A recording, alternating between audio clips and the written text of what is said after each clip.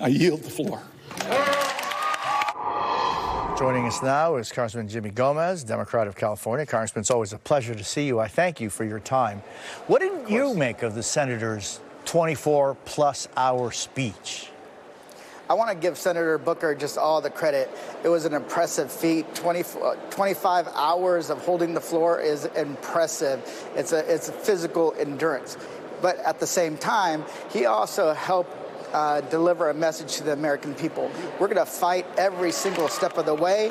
We're going to make sure that we use anything at our disposal. Is it holding the floor for 25 hours? Is it protesting? Is it asking the hard questions to committee? We have to do that over and over to tell them we're going to fight the Trump agenda, the Elon Musk agenda that wants to cut our government to give tax cuts to the billionaires.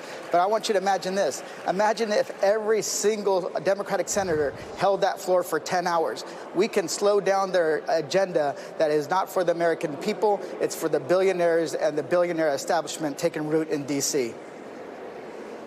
Congressman, and you talk about, fight, and the senator was talking about getting into good trouble. What do you see as the most effective way that you and your colleagues can fight? And what are the things that you don't want to see as part of a fight?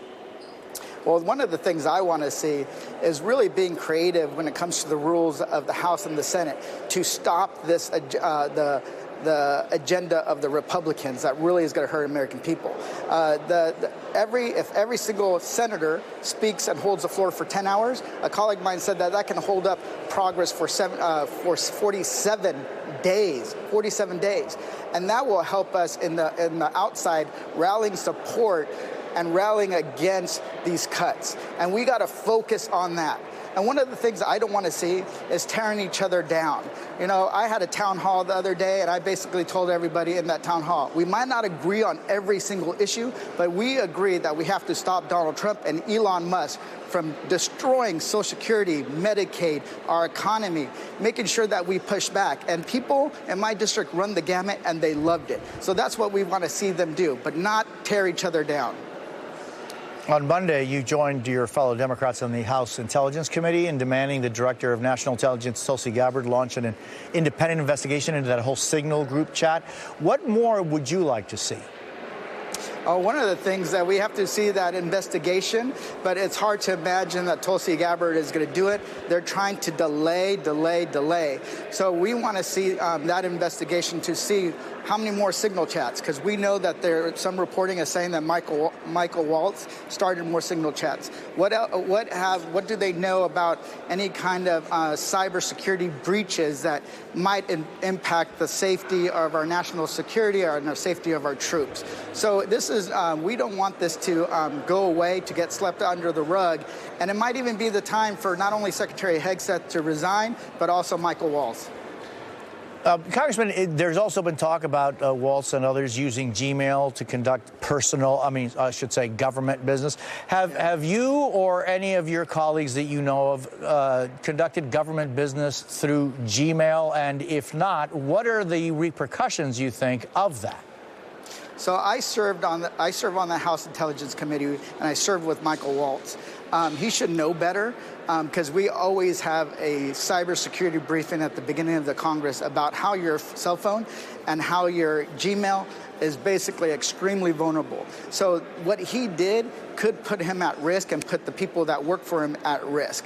So one of the things I want to continue to see is, one, get off your Gmail. Two, who were you emailing? Three, what was in that context? And here's the thing, we conduct some business, but it's not sensitive business. I talk to my staff about some of my scheduling, but nothing important. But you're now the national security advisor to the president. That means we need serious people in these serious roles. As you know, President Trump is calling today Liberation Day. There's a 4 p.m. Eastern activity or conference at the White House. What are your concerns about that? Did you say Trump's National Tax Day? Because that's exactly what it is. This is a national tax that's going to drive up the cost for working men and women, mothers and fathers that are trying to raise a family. You know, the dad who wants to repair his car by going to AutoZone, but all those parts are made somewhere else, well, that's going to be more expensive. The mother who wants to buy new shoes for their children, well, that's going to go more expensive. The prices at the grocery store are going to be more expensive. So one of the things is that we know why he's doing, we don't really know why he's doing this, but we know why he's doing it after the stock market closes. Because they probably know that when they make these tariff announcements, the stock market is going to tank and it's going to hurt working people. Congressman Jimmy Gomez, it's always a pleasure to have a conversation with you. I thank you for your time. Yeah, thank you so much. And we have breaking news. Amazon making a last-minute bid to buy TikTok in the U.S. This